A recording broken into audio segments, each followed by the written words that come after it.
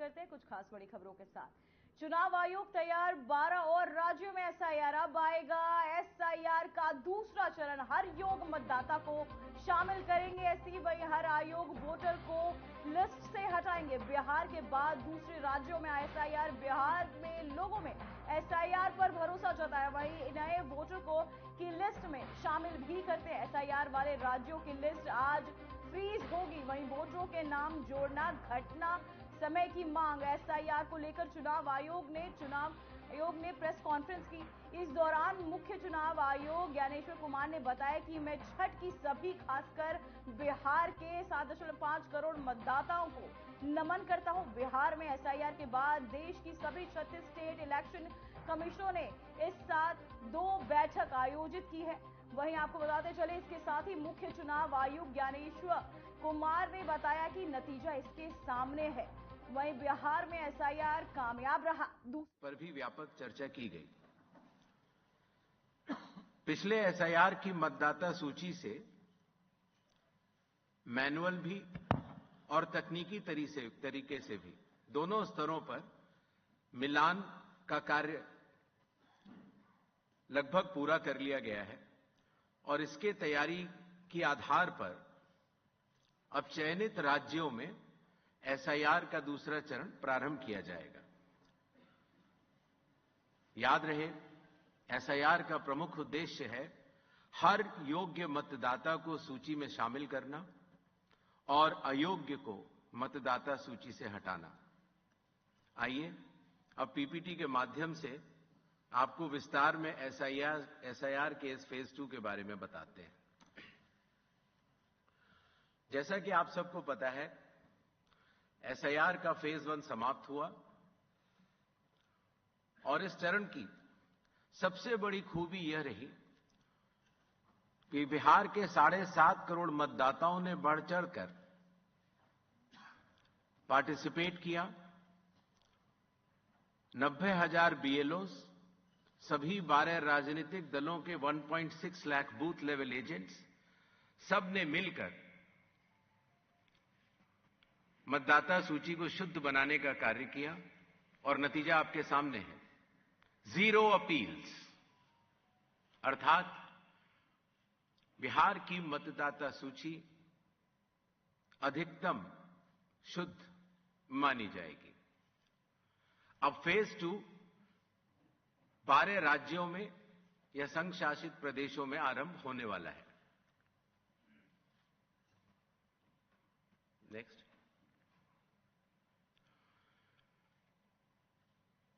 किसी भी मतदाता के लिए जो उसकी अर्हताएं हैं वो संविधान के अनुच्छेद 326 में लिखी गई हैं, अर्थात भारत का नागरिक होना, कम से कम आयु 18 वर्ष की होना, उस विधानसभा क्षेत्र का सामान्य निवासी होना और किसी अन्य कानून से उसको डिस्क्वालीफाई न किया गया हो।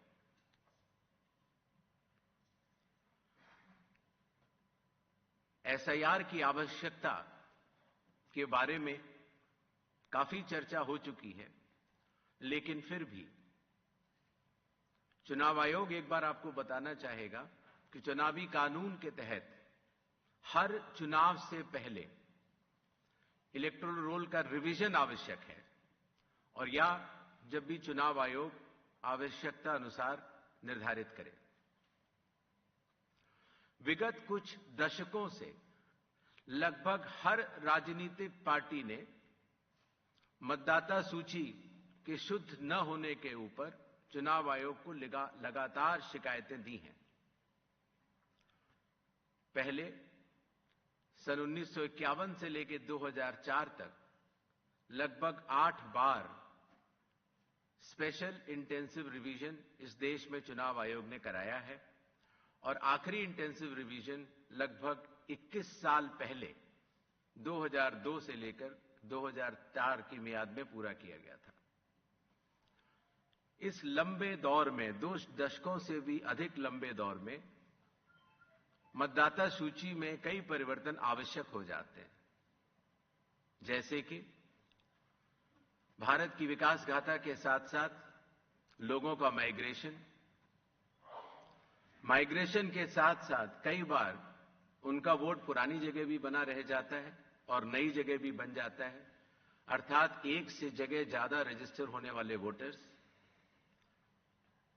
कई बार किसी की डेथ होने के बाद भी उसका नाम न हटाया जाना या गलती से किसी भी विदेशी नागरिक का नाम मतदाता सूची में आ जाना, इन चारों कारणों की वजह से चुनाव आयोग ने निर्णय लिया कि पूरे देश में चरणबद्ध तरीके से एसआईआर कराया जाए और इसकी पहली कड़ी बिहार आपके सामने समाप्त भी हो चुकी है और बड़े सफलतापूर्वक लोगों ने चुनाव आयोग पर विश्वास भी जताया है। एसआईआर करते समय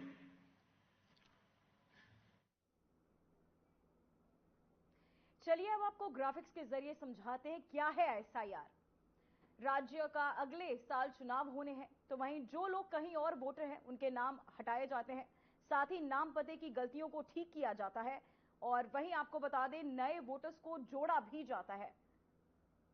मृत लोगों के नाम लिस्ट से हटाए जाते हैं, जो लोग कहीं और वोटर हैं उनके नाम हटाए जाते हैं, नाम पते की गलतियों को ठीक किया जाता है।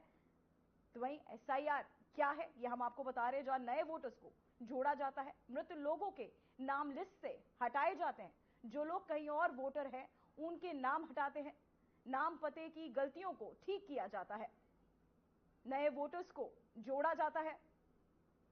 इस दौरान कई मृत लोगों के नाम भी लिस्ट से हटाए जाते हैं, जो लोग कहीं और वोटर हैं उनके नाम भी एसआईआर से हटाए जाते हैं, नाम पते की गलतियों को ठीक किया जाता है। आयोग का दावा है कि उनका पूरा ध्यान केरल, तमिलनाडु, पश्चिम बंगाल, असम और पुडुचेरी में है, जहां मई 2026 तक चुनाव होने। एसआईआर का उद्देश्य मतदाता सूची के दौरान मतदाताओं को हटाना और सुनिश्चित करना है। वहीं मतदाता भारतीय नागरिक है, इसे मैं आपको बताते चले। और साथ ही यहां हालात ऐसे आंध्र प्रदेश में, जहां 2003 और 4 में 5 करोड़ मतदाता थे, अब 6.6 करोड़ हो गए हैं। तो वही आपको बताते चले एसआईआर का उद्देश्य मतदाता सूची में को सही करना होता है। साथ ही आपको बताते चले उत्तर प्रदेश में 2003 में 11.5 करोड़ और आपको बताते चले इसे लेकर बिहार में 8 करोड़ मतदाताओं के प्रति ये पूरी हो चुकी है, जहां 2002 में 2004 के बीच एसआईआर 70 करोड़ मतदाता दर्ज हुए थे। तो वह ऐसी समीक्षा जो 2 दशक बाद हो रही है, क्योंकि शहरीकरण और माइग्रेशन बढ़ने से इसकी जरूरत महसूस हुई। यहां हालात ऐसे आंध्र प्रदेश में 2003-4 में 5.5 करोड़ मतदाता थे, अब 6.6 करोड़ है। उत्तर प्रदेश में 2003 में 11.5 करोड़ थे, अब 15.9 करोड़ है। दिल्ली में 2008 में 1.1 करोड़ थे, अब 1.5 करोड़ है। बैठक में तय हुआ कि बीएलओ हर मतदाता के घर जाकर फ्री फील्ड फॉर्म पहुंचाएंगे। इस प्रक्रिया में 31 दिसंबर तक 18 वर्ष के हर मतदाता को शामिल माना जाएगा। देश भर में 99 करोड़ 10 लाख मतदाता हैं, इनमें से बिहार 8 करोड़ मतदाताओं की प्रक्रिया पूरी हो चुकी है। 2002 से 2004 के बीच एसआईआर में 70 करोड़ मतदाता दर्ज हुए थे। ऐसे में माना जा रहा है कि 21 करोड़ मतदाताओं को ही जरूरी दस्तावेज देने होंगे। तो वहीं आपको बता रहे हैं हम ग्राफिक्स के जरिए चुनाव आयोग का क्या दावा है। चलिए अब जान लीजिए क्या है एसआईआर। तो वहीं इनमें नए वोटर्स को जोड़ा जाता है, मृत लोगों के नाम हटाए जाते हैं, जो लोग कहीं और वोटर हैं उनके नाम हटाए जाते हैं, नाम पते की गलतियों को ठीक किया जाता है, बाहर रहने वाले वोटर्स ऑनलाइन नाम जुड़वा सकते हैं।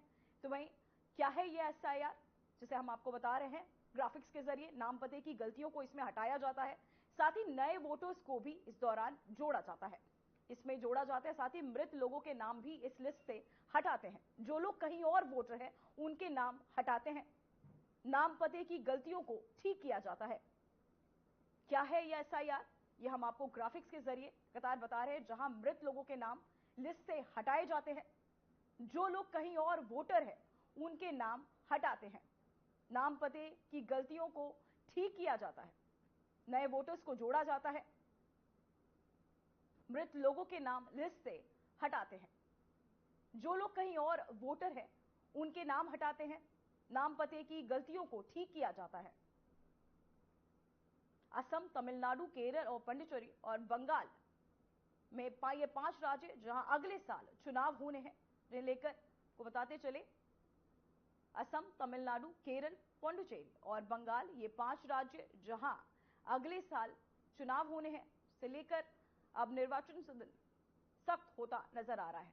तो वहीं असम, तमिलनाडु, केरल और पुडुचेरी, बंगाल, ये वो 5 राज्य जहां अगले साल चुनाव होने हैं, जिसे लेकर इलेक्शन कमीशन अब सख्त होता नजर आ रहा है। तो वहीं आपको ग्राफिक्स के जरिए हम समझा रहे हैं, और साथ ही ये राज्य असम, तमिलनाडु, केरल, पुडुचेरी और बंगाल, जहां ये 5 राज्य जहां अगले साल चुनाव होने हैं, जिसे लेकर निर्वाचन आयोग अब सख्त होता नजर आ रहा है। इसे लेकर प्रेस कॉन्फ्रेंस भी की है, जहां एसआईआर को लेकर अब सख्त होता नजर आ रहा है निर्वाचन आयोग। साथ ही पश्चिम बंगाल, असम और पुडुचेरी में ये चुनाव जो है होने हैं।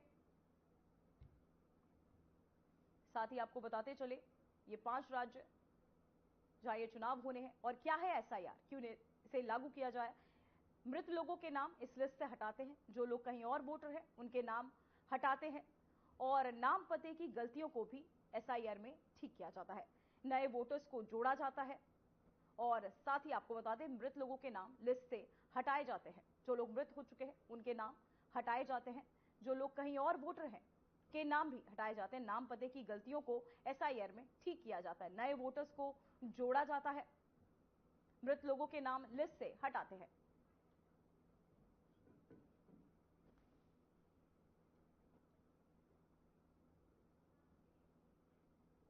तो वहीं केंद्रीय गृह मंत्री अमित शाह ने इंडिया मैरीटाइम वीक 2025 का उद्घाटन किया। इस दौरान महाराष्ट्र के मुख्यमंत्री देवेंद्र फडणवीस, गुजरात के सीएम भूपेंद्र पटेल, केंद्रीय मंत्री सर्बानंद सोनोवाल मौजूद रहे। इस दौरान अमित शाह ने कहा कि गेटवे ऑफ इंडिया की जगह ये सम्मेलन आयोजित किया जा रहा है। इस सम्मेलन में मंथन के बाद जो विचार सामने आएंगे, उसे gateway of India, gateway of world में बदल दिया जाएगा।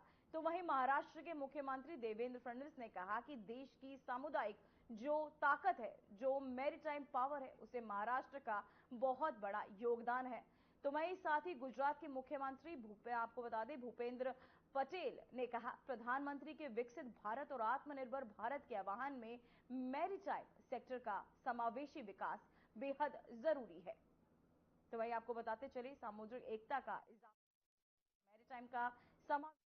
मित्रों, आज ये समिट जहां हो रही है, ये मुंबई, यहां पर विश्व प्रसिद्ध गेटवे ऑफ इंडिया है, और यह पल जो है इंडिया का मैरीटाइम मोमेंट है, जहां से यह gateway of India gateway of world में बदलने का विचार मंथन इस समिट के अंदर होने वाला है। पिछले दशक में मैरीटाइम समिट्स ने ये सिद्ध कर दिया है कि मैरीटाइम इकोनॉमी में हम जो गहरे स्ट्रक्चरल रिफॉर्म्स किए हैं, इसके आधार पर भारत अब एक उभरती हुई सशक्त ताकत बनकर विश्व के मैरीटाइम नक्शे पर आज बड़े दमखम के साथ खड़ा है। भारत की बात करें तो भारत की मैरीटाइम स्ट्रेंथ और स्ट्रेटेजिक लोकेशन इस बात से पता चलता है कि हमारी कोस्ट लाइन, देश की जो समुद्रिक ताकत है, जो मैरीटाइम पावर है, उसमें महाराष्ट्र का एक बहुत बड़ा योगदान है। आज मुंबई जैसा शहर, जो भारत की आर्थिक राजधानी के रूप में जिसकी ओर देखा जाता है, इसके आर्थिक राजधानी होने में यहां का जो मुंबई पोर्ट है और जो जेएनपीए है, इसका एक बहुत बड़ा योगदान है। और आज देश के कंटेनर ट्रैफिक में सर्वाधिक योगदान ये मुंबई के पोर्ट्स और महाराष्ट्र के पोर्ट्स देते हैं, ये कहते हुए मुझे बहुत खुशी हो रही है। और मैं भारत सरकार का इसलिए भी आभार व्यक्त करना चाहता हूं कि अब भारत का सबसे बड़ा पोर्ट वाढवण पोर्ट, जो बनने के साथ ही दुनिया के 10 बड़े पोर्ट्स में से एक पोर्ट होगा, उसके निर्माण की शुरुआत आदरणीय प्रधानमंत्री नरेंद्र मोदी जी की अगुवाई में हो चुकी है और ये पोर्ट आने वाले दिनों में महाराष्ट्र के साथ साथ समूचे भारत को एक मैरीटाइम शक्ति के रूप में, पावर के रूप में प्रस्तुत करेगा और ग्लोबल ट्रेड में और ग्लोबल सप्लाई चेन में भारत की सहभागिता को नए सिरे से व्याख्यायित करेगा। इसलिए मैं भारत सरकार का बहुत बहुत आभार व्यक्त करता हूं। प्रधानमंत्री जी के विकसित भारत और आत्मनिर्भर भारत के आह्वान में मैरीटाइम सेक्टर का इंक्लूसिव ग्रोथ बहुत ही जरूरी है। इसके लिए मैरीटाइम अमृतकाल विजन 2047 की दिशा में हमें साथ मिलकर प्रयास करने होंगे। आज का यह इवेंट भी उन्हीं के इस विजन को वास्तविक रूप देने की दिशा में महत्वपूर्ण भूमिका निभाएगा। इस इंडिया मैरीटाइम वीक इवेंट की अपार सफलता की कामना करते हुए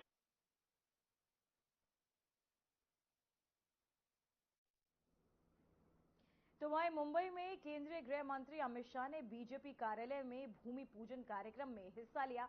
इस दौरान उन्होंने कहा कि भारत की राजनीति में बीजेपी के सिद्धांत और अस्तित्व में एक अमिट स्थान बना है। शाह ने कहा कि अब महाराष्ट्र की राजनीति में भी बीजेपी एक मजबूत और निर्णायक शक्ति बन चुकी है। उन्होंने कार्यकर्ताओं से संगठन को और सशक्त बनाने तथा जनता के विकास को बनाए रखने का आह्वान किया।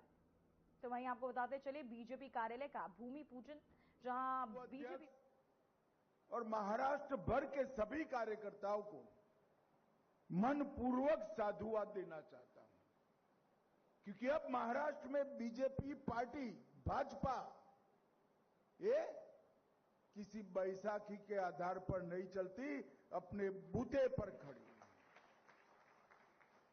भारत की राजनीति में जिस तरह से भारतीय जनता पार्टी का अस्तित्व और भारतीय जनता पार्टी के सिद्धांत एक अमिट स्थान रखते हैं, उसी तरह से अब महाराष्ट्र में भी भारतीय जनता पार्टी महाराष्ट्र के राजनीतिक क्षेत्र के एक मजबूत हस्ताक्षर है, इसमें कोई ना नहीं। सभी पूर्व अध्यक्ष और महाराष्ट्र तो वहीं दिल्ली में केंद्रीय मंत्री अश्विनी वैष्णव ने इलेक्ट्रॉनिक कंपोनेंट मैन्युफैक्चरिंग स्कीम के तहत शुरू हो रहे उत्पादन कार्यों की जानकारी दी। उन्होंने बताया कि स्कीम के तहत अब देश में हाई डेंसिटी और multi layer PCB, power limited camera module और कैपेसिटर के अंदर उपयोग होने वाली थिन फिल्म का निर्माण शुरू किया जा रहा है। वैष्णव ने कहा कि पीसीबीएस लगभग हर इलेक्ट्रॉनिक उपकरण का अहम हिस्सा है और इनका घरेलू निर्माण आत्मनिर्भर भारत की दिशा में एक बड़ा कदम है। तो नई electronics company scheme entire kicking off this project today. The components which will be manufactured are first PCBs. This is a very complex PCB. These kind of PCBs will be manufactured. और ये PCB करीब करीब हर electronic equipment में जाती है, whether laptop हो, server हो, industrial equipment हो, ट्रेन सेट हो, चाहे रॉकेट हो, ट्रेन हो, एविएशन की एरोप्लेन हो, सब में इस तरह की PCB जाती है। Then there is a high density PCB, high density PCB and multi-layer. So for example, this PCB is 3-layer PCB. So this has 3 layers and each of the layers is interconnected like a multi-story building. Each of the layers has its own lift, its own plumbing, its own wiring, all that stuff is there. The second component which will be manufactured is these copper laminates. These are high purity copper laminates which are used in electronics manufacturing. They will be manufactured. And third is the camera module. As you know, these are the separate different camera module items. This is the rear camera, then this is the front camera. So all these will now become, we will start manufacturing them. Fourth is the thin film inside a capacitor. This is a capacitor. इस capacitor के अंदर की जो thin film होती है, that thin film will be manufactured in our country. What's important is, in case of multi-layer PCBs, we will have 20% of our domestic demand met by these plants. In case of camera module, approximately 15% of our domestic demand will be met by these plants. तो वहीं senior जज justice Suryakant देश के 53वें chief justice of India हो सकते हैं। मौजूदा chief justice Bhushan R Gavai ने सोमवार को केंद्र सरकार इनके नाम की सिफारिश की। वहीं इसके साथ ही सीजेआई नियुक्ति की प्रक्रिया भी शुरू हो गई। परंपरा है कि मौजूदा सीजेआई अपने उत्तराधिकारी के नाम की सिफारिश तभी करते हैं जब उन्हें कानून मंत्रालय से ऐसा करने को कहा जाता है। मौजूदा सीजेआई गवई का कार्यकाल 23 नवंबर को खत्म हो रहा है। उनके बाद जस्टिस सूर्यकांत 24 नवंबर को सीजेआई के तौर पर शपथ लेंगे। वे 9 फरवरी 2027 को रिटायर होंगे। उनका कार्यकाल लगभग 14 महीने का होगा। वहीं सुप्रीम कोर्ट के जज 65 साल की उम्र में रिटायर होते हैं। तो वहीं आपको बताते चले, सीजेआई बनेंगे जस्टिस सूर्यकांत, जहां 14 महीने का होगा उनका कार्यकाल। वहीं आपको बताते चले, सीजेआई बनेंगे जस्टिस सूर्यकांत, जहां सीजेआई बने जस्टिस सूर्यकांत देश के। तो वहीं सीएम योगी आदित्यनाथ ने लखीमपुर खीरी के अलीगंज स्थित कबीरधाम आश्रम पहुंचे, जहां उन्होंने स्मृति जन्मोत्सव मेले में शामिल होकर संत कबीरदास जी को नमन भी किया। इस मौके पर मुख्यमंत्री ने कहा कि गुरु का जीवन में क्या महत्व है, ये हमें स्वयं कबीरदास जी महाराज बताते हैं, जिन्होंने समाज को ज्ञान, समानता और एकता का संदेश दिया। मुख्यमंत्री योगी ने कहा कि भारतीय जनता पार्टी की डबल इंजन की सरकार संत परंपरा और भारत की संस्कृत चेतना के संस्करण के लिए प्रतिबद्ध है। उन्होंने बताया कि मगहर में कबीर पीठ की स्थापना और शोध केंद्र का निर्माण प्रधानमंत्री नरेंद्र मोदी जी के नेतृत्व में किया गया, ताकि नई पीढ़ी कबीरदास जी के विचारों से जुड़ सके। मुख्यमंत्री ने इस अवसर पर कबीरधाम विकास परियोजना का भी निरीक्षण किया और राज्य के सांस्कृतिक धरोहर स्थलों को और सशक्त बनाने का संकल्प भी दोहराया। गुरु का जीवन में क्या महत्व है, यह भी कबीरदास जी महाराज जी हमें बताते हैं कि गुरु गोविंद दो खड़े काखे लागू पाए। यानी गुरु और गोविंद दोनों एक साथ खड़े हैं, तो पहले किसको प्रणाम करना है? वो कहते हैं पहले हम उस सदगुरु को प्रणाम करें जो हमें इस समाज में ज्ञान उपलब्ध कराता, अच्छे और बुराई के बारे में, सत्य और असत्य के बारे में, धर्म के वास्तविक मर्म के बारे में बता रहा है। पहले हम उस गुरु को प्रणाम करें, क्योंकि वही गुरु हमें परमात्मा तक पहुंचने का मार्ग भी हमारा प्रशस्त करेगा।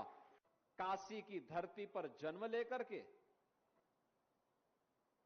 संत कबीरदास जी अपने अंतिम समय में वह मगहर आ गए थे। मगहर के बारे में मान्यता थी, गोरखपुर से सटे हुए जो आज संत कबीरनगर जनपद है, उस जनपद के मगहर के बारे में ये मान्यता थी कि वहां पर कोई मरता है तो सो नरक मिलता है।